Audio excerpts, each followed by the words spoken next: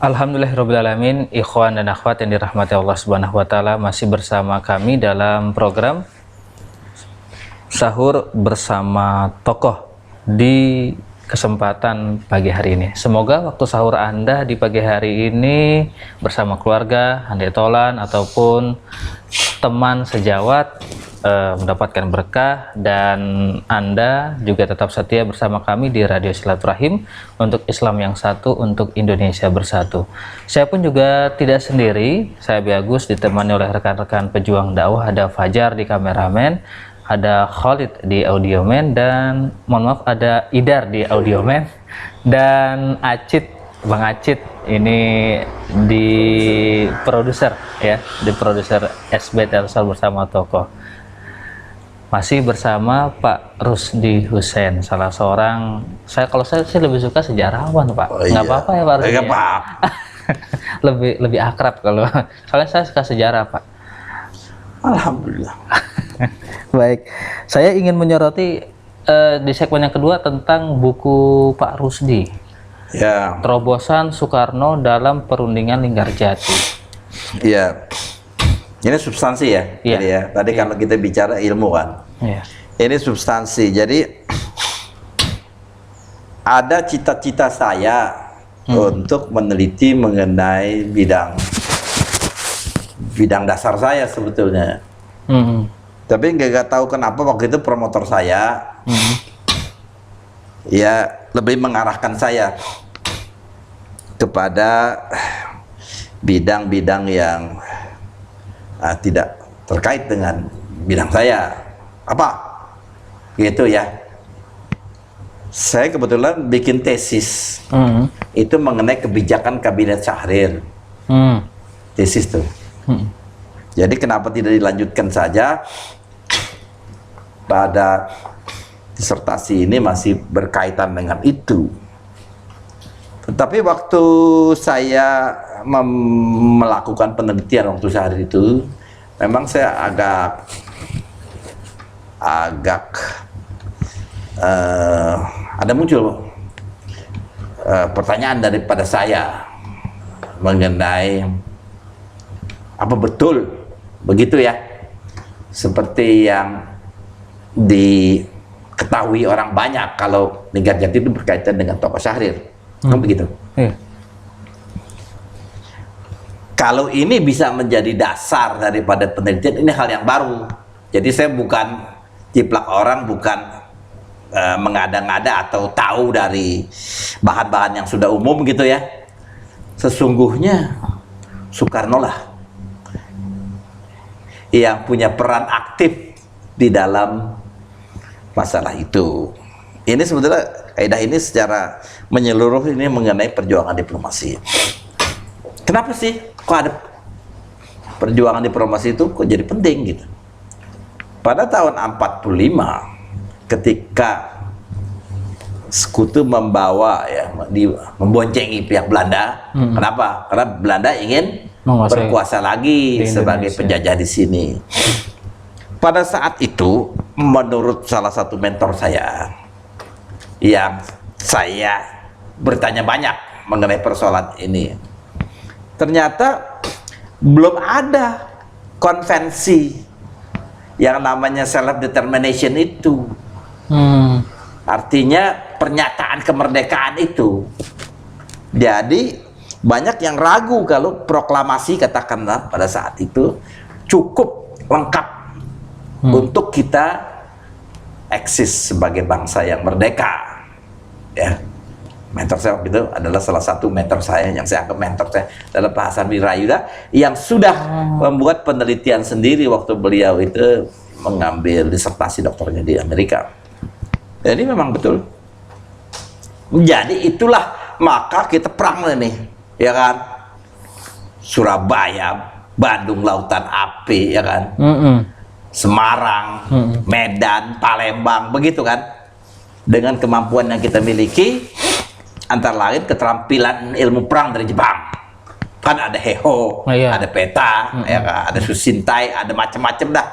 Kita merdeka atau mati. Berprinsip itu, pantang untuk dijajah kembali, kan begitu.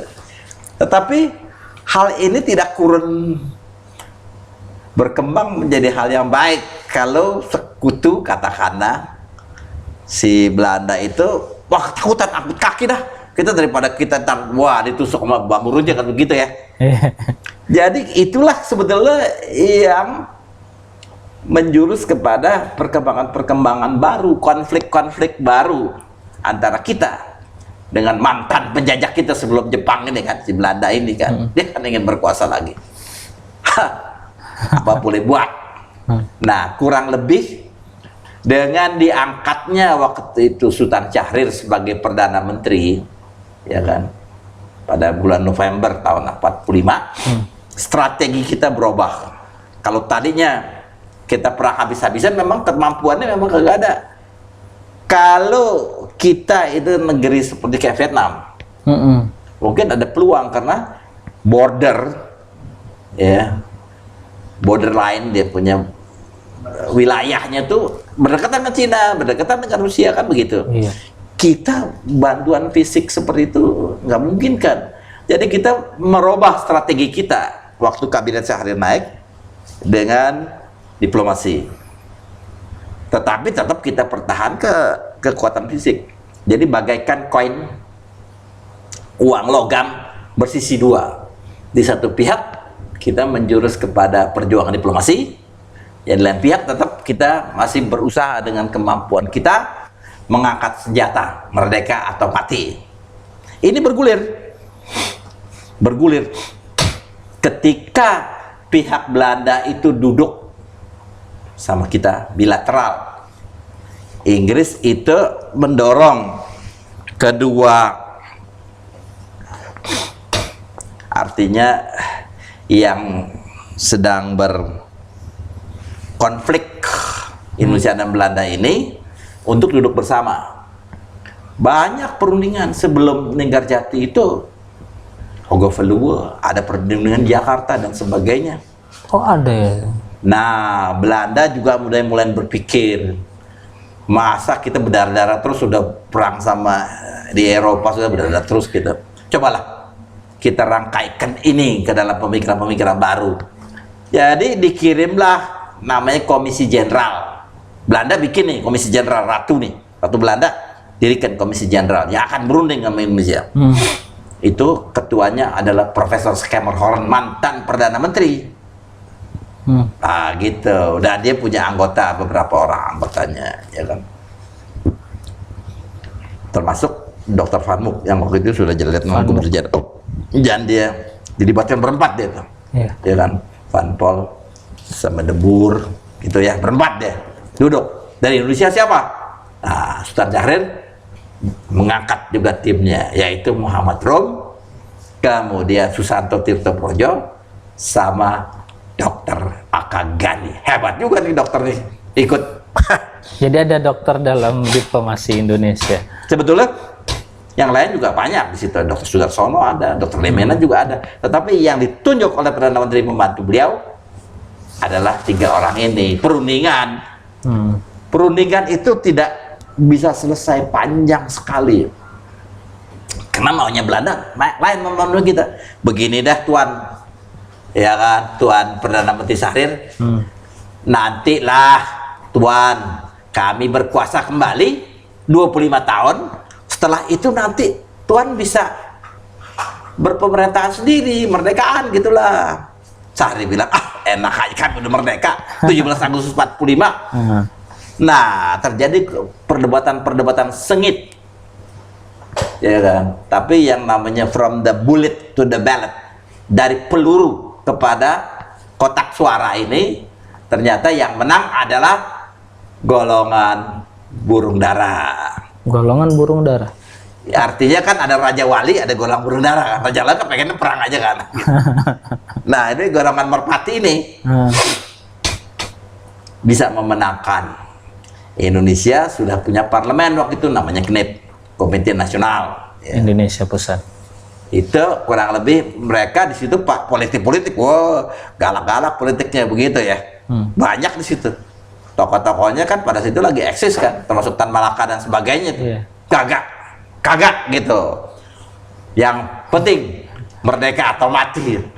Saya kan bilang, lo bilang merdeka mati, lo mau mati semua, kan begitu, kasarnya kan begitu. Akhirnya si Merpati menang, sehingga terjadilah perundingan dan kemudian perundingan itu mula-mula di Jakarta. Perundingan itu mula-mula di Jakarta. Kemudian 22 Oktober di Jakarta, bulak-balik tuh. Kalau kagak di Pegangsaan di rumah proklamasi, di Istana Negara, bulak-balik, agak selesai juga. Pada satu hari, Syahrir sama Skemmer Horn nih, mereka duduk informal. Dia bilang, kita kan sama-sama orang sosialis ini, ya kan? Memang Skemmer Horn dari Partai Arbeid, Partai Buruh Belanda. Sedang Syahrir dari Partai Sosialis Indonesia. Iya, masa sih kita gak bisa selesaikan ini? Kita kan buat berjuang untuk rakyat. Saya untuk rakyat Belanda, Untuk Bapak untuk Indonesia, begitu. Pikir, masa kita? Akhirnya ngomong ke barat ke timur itu jatuh kepada kekuasaan mutlak daripada sesungguhnya yang punya kuasa itu siapa. Itu kemudian perundingan ini bisa selesai kalau melibatkan Soekarno-Hatta. Tapi di mana? Saya bilang, ente kagak bisa bikin di Jakarta, itu kan udah dikuasai sama sekutu sama Belanda. Di Jogja, kami kagak mau ke Jogja. Enak aja kata, itu kan daerah hiu. Kita ambil tempat yang tengah. Akhirnya dipilihlah Cirebon. Di Cirebon itu 20 km naik atas Gunung Ciremai, ada tempat peristirahatan yang sudah lama terkenal, namanya Linggarjati. Di sana ada air panas, ada hotel dan sebagainya. Di situ ya dah. Akhir mereka setuju, makanya perundingan itu dimulai pada tanggal 11 November 1213 itu di sana. Saya neliti, ya tentu saya nggak bisa neliti di Indonesia, bahannya juga terbatas di sini. Saya pergi ke Belanda, di sana bahannya lebih dari cukup di Belanda. Jadi saya bawa pulang dalam bentuk berkas-berkas fotokopian. Ya kan, saya terjemahin, saya pelajarin. Oh begini, hebat tuh. Notulen itu perjalanan cerita mengenai perundingan ada semua. Jadi kita ngerti jalannya perundingan itu. Perlu dihargai. Pada saat itu para perunding Indonesia hebat, jempol, kagak bakal mundur. Mestinya kan kalau dibisikin, udah kita damai begini-begini kan, selesai. Ini kagak, tetap ngotot. Tuan, kagak bisa Tuan. Negeri kita udah merdeka, proklamasi kemerdekaan. Ya kan, sumpah dia bilang, bangsa Indonesia kagak bakal mau nurut Tuan. Supaya kita ngikutin Belanda dulu, supaya Belanda berkuasa lagi di sini menjajah. Kemudian nanti Tuan akan beri enggak, bohong. Terus kalau Tuan mau, begini caranya, begitu. Dalam perundingan itu, pada tanggal 12, Presiden Soekarno dan Hatta datang ke Linggarjati. Dia tinggal di Kuningan nih, di kabupaten. Datang ke Linggarjati ikut makan bersama. Ketika itulah Skemmer Horn sebagai ketua delegasi tanya, kapan kita bisa ketemu? Oh begitu. Belum ada di perundingan apa ngelibatin presiden. Bung Karno bilang, ntar malamnya datang dah. Jadi malam itu tanggal 12 malam rombongan Belanda berangkat sana. Saya kagak ikut. Yang ikut adalah Amir Syarifuddin dan Amir Syarifuddin dan Dr. Akagani kalau nggak salah perundingan. Sekarang perundingan dengan Soekarno. Soekarno bilang begini, Anda ini terlalu ngecilin Republik kami sih. Ya kan. Soalnya apa sih? Jadi Linggarjati itu prinsipnya membahas 3 soal. Yang pertama adalah pengakuan de facto RI. Jadi RI itu harus diakui. Dunia ini belum tahu nih Indonesia udah proklamasi merdeka, harus diakui. Nah kalau si Belanda nih sudah mengakui ini, satu. Yang kedua, kedua belah pihak sepakat bahwa akan didirikan suatu pemerintahan baru namanya Republik Indonesia Serikat. Karena pihak Belanda mempunyai dalih adanya kekuatan-kekuatan di luar RI. Tuan-tuan ini kan hanya sebatas Jawa dan Sumatera. Bagaimana orang-orang di Sulawesi, di Kalimantan, Papua begitu. Jadi ini pemikiran mengenai Republik Indonesia. Dan yang ketiga tuh akan diadakannya namanya Uni Indonesia Belanda agar kerjasama ini tetap juga masih terjadi antara Indonesia dan Belanda. Alhasil ketiganya itu, tapi Bung Karno bilang begini, Tuhan tuh nggak menghargai proklamasi kemerdekaan kami sih. Jadi maksud Tuhan apa? Saya minta Republik Indonesia Serikat yang akan didirikan nanti, yang akan dibentuk nanti, itu adalah negara yang merdeka dan berdaulat. Kami tidak mau hanya merdeka saja, kami ingin berdaulat. Dalam perdebatan yang terjadi antara Presiden Soekarno dan Komisi Jenderal ini, akhirnya Komisi Jenderal setuju. Baik, kalau begitu kita sepakat. Habis itu selesai tuh, dianggap selesai itu perundingan. Meskipun ada 3 pasal yang belum selesai nih. Nah, salah satu hasilnya daripada perundingan itu ada ditambahkannya pasal yang terakhir namanya arbitrase. Apa sih? Keikutsertaan daripada kekuasaan lain, pemerintahan lain yang terlibat. Makanya dalam perundingan Renville, dalam perundingan KMB, ada kekuatan ketiga yang involved, bukan hanya Indonesia, Belanda. Dan ini sangat penting.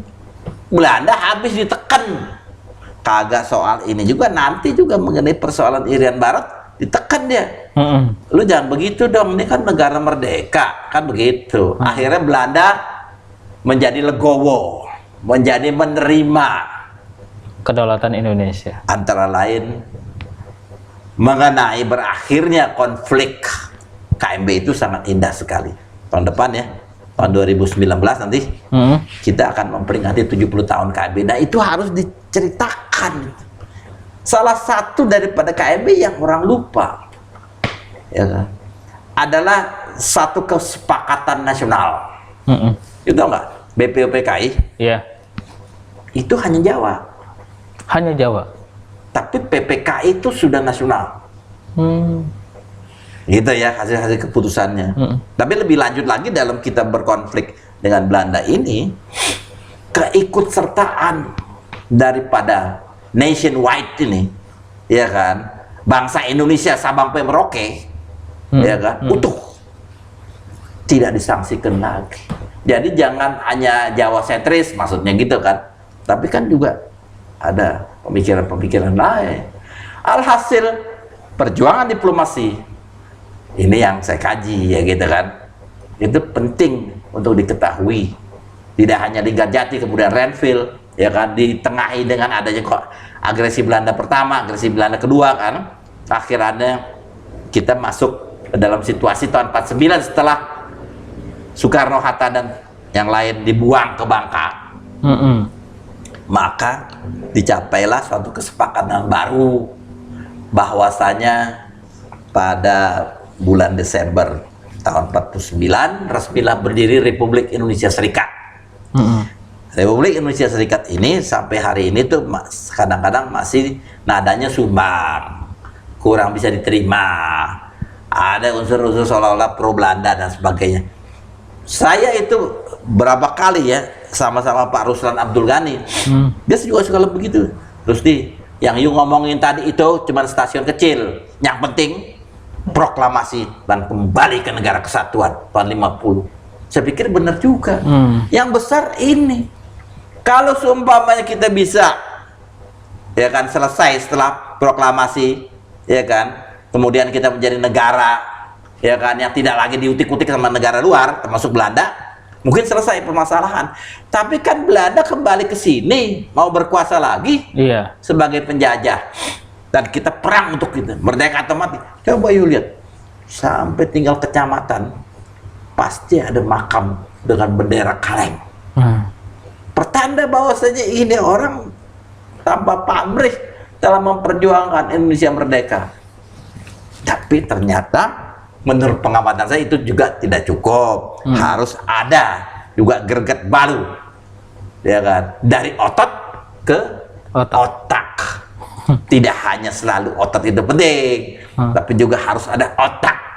Nah, para penggagas daripada perundingan diplomasi ini bukan orang sembarang. Bayangkan Muhammad Rum, Mister, ya kan? Kemudian Susanto Mister, Dr. Akagani, dokter. Banyak di sekelilingnya dia. Ada Mr. Aris Amir Seripudin, Dr. Lemena, Dr. Sudarsono, Haji Agus Salim. Alhasil, ya kan, semua orang itu ikut terlibat dalam rangka mempertahankan kemartabatan bangsa. Bangsa yang bermartabat itulah yang saya maksud, bangsa yang sehat. Begitu. Kalau dia sekedar hanya jadi sarjana, jadi doktor, jadi orang cendekia, ya kan? Tapi kalau kurang baik sifat-sifatnya gitu ya, sorry ya saya katakan, ya kagak bisa kita bilang sebagai tulang punggung bangsa lagi. Bangsa ini menderita 70 tahun, seumur saya lebih 71 tahun merdeka, masa begini-begini aja bos. Ngutangnya bisanya, gitu kan? Iya. Kita ngomong dah. Saya demen Pak Jokowi kalau ngomong memang belak-belakan, tapi hendaknya dalam persoalan ini juga beliau menata kembali. Saya kurator, bukan hanya sejarah, saya kurator. Saya bangun museum, udah kali 7 kali museum, 8 kali museum nih. Museum apa aja Pak Rusdi? Ya terang, yang pertama Museum Linggarjati, parsial, tidak full perbaikan. Museum Kebangkitan Nasional, Museum apa namanya, Naskah Proklamasi, ya kan, sampai museum di Bogor dan museum 6 presiden. Saya kurator, saya yang bikin storyline-nya. Bagaimana sih museum ini mau batasnya, apa yang diisikan, cari sumber apa namanya untuk dipamerkan dan sebagainya. Dan yang terakhir ini adalah yang ke-8 ini museum kedokteran di Salemba. Kedokteran sudah jadi? Udah jadi, tapi masih dalam proses penyempurnaan. Udah dibuka, udah soft opening. Itu bercerita dari awal berdirinya Dokter Jawa School itu. Subhanallah. Di Jalan Abdurrahman Saleh sekarang ya. Iya, iya. Dia tahun tahun 20 pindah ke Salemba, sehingga kita memiliki gedung yang besar ini. Sebelumnya sih di sono yang sekarang jadi Museum Kebangkitan. Baik. Ya, ikhwan dan akhwat yang dirahmati Allah SWT, sedikit banyak kita flashback tadi tentang perundingan Linggarjati ya Pak Rusdi. Ya, substansi sejarah. Substansi sejarah. Pak Rusdi, kalau waktu sahur biasanya makan apa Pak? Kalau awal memang banyak hal-hal yang bisa kita lakukan, ya kan, pengennya kan begitu. Tapi kalau udah tengah-tengah ke sana, udah makan korma aja, udah cukup. Begitu. Ya manis-manis ya, cukup. Saya rasa sudah terlatih. Sahur itu adalah salah satu sebetulnya berkahnya. Kalau kata Rasulullah, berkah. Ya, berkahnya yang mesti ditarik. Berkahnya bisa demikian juga buka. Waduh, kalau awalnya bukan mah. Kalau buka pakai apa Pak? Buka pakai apa? Ya kalau permulaan sih pengennya wah elah semur. Ya pengennya gitu ya. Kambing dan sebagainya gitu. Lama-lama makan nasi separuhnya nggak habis tuh. Alhamdulillah. Turun, gula turun. Ya kan, berat badan turun. Lebih sehat, lebih kuat jalan jauh. Gak kerasa tuh. Usia udah 71 tahun ya Pak. Tapi masih sehat Pak. Ya semoga lah demikian. Banyak orang mendoakan. Saya kan punya Facebook gitu. Saya juga punya web. Facebook saya itu anggotanya udah 5.000 bentuk. Saya bikin lagi Facebook gitu kan. Yang itu namanya Husain Rusdi. Ya, kalau yang kedua tuh namanya Dudi ya. Dua-duanya udah naik juga, jadi udah banyak. Alhamdulillah pada berdoa sama saya Pak. Amin. Biar lebih sehat lagi Pak gitu. Amin. Insya Allah. Alhamdulillah. Baik. Baik Pak Rusdi, terima kasih banyak sudah mau menerima kami di kediaman Bapak. Dengan segala senang hati. Sampai lain waktu Siap, dan lain kesempatan. siap, siap. Juga terima kasih sama Bang Acit. Iya dong, produser. Bang Acit produsernya nih yang udah Alhamdulillah. menjembatani Rasil ke Pak Rusdi. Ya. Karena Pak Rusdi sibuk banget, Siapa? Pak Rusdi. Iya, begitulah. Saya punya beberapa proyek yang saya lagi selesaikan. Insya Allah. Di antaranya, ini sebagai bocoran aja. Saya punya proposal. Saya mau dirikan monumen di Pasar Ikan. Monumen Pasar Ikan. Sebetulnya monumen ini bisa menyelesaikan dua kepentingan tadinya. Ahok pengen bikin itu menjadi museum, katakanlah Pasar Ikan zaman dulu ya, zaman Belanda. Ya kan. Saya nggak tahu gubernur yang baru ini mau bikin apa. Saya bilang kenapa sih nggak ada yang ingat bikin monumen Bung Karno kembali dari pembuangan. Orang lupa. Awal ke 6 Juli tahun 42 Bung Karno pakai naik kapal 8 meter dari Palembang. Masuk loh dari Muara Ciliwung. Berhenti di depan gedung heksagonal itu. Oh, yang sekarang kapal ikan ada di Pasar Ikan itu? Iya, yang sisanya ada tuh. Oh. Dulu itu ada tempat pelelangan ikan. Bung Karno sampai situ. Beliau lompat itu. Kakinya menjejak tanah itu. Seyogyanya disitulah. 13 tahun. Dia dibuang ke ND, kemudian ke Bengkulu. Akhirnya ke Padang. Pulang ke Palembang. Pulang ke Jawa. 3 tahun kemudian proklamasi. Apakah gak hebat itu? Perintis kemerdekaan. Perintisan kemerdekaan. Jadi cita-cita saya udah bicara banyak kepada para penggagas pemerintah. Mudah-mudahan segera Insya terwujud. Allah. Itu museum saya yang ke-9 kalau jadi. Amin. Nah, kita begitu. mendoakan. Baik. Sip. Baik, terima kasih Pak Rusdi. Sip. Baik, ikhwan dan akhwat yang dirahmati Allah Subhanahu wa taala, demikian bincang program kita di pagi hari ini dalam sahur bersama tokoh bersama salah seorang dokter dan juga sejarawan Indonesia, Bapak Rusdi Hussein. Terima kasih Anda sudah bersama kami. Selamat bersantap sahur. Semoga Allah Subhanahu wa taala memberikan kita keberkahan di santap sahur kita. Seluruh pejuang dakwah di pagi hari ini ada saya Bagus, kemudian Fajar, kemudian Idar, dan produser kita Bang Acit yang badannya besar. Baik, terima kasih Puan dan Akhwat. Nama benernya nggak pernah disebut. Muhammad Acit kelas.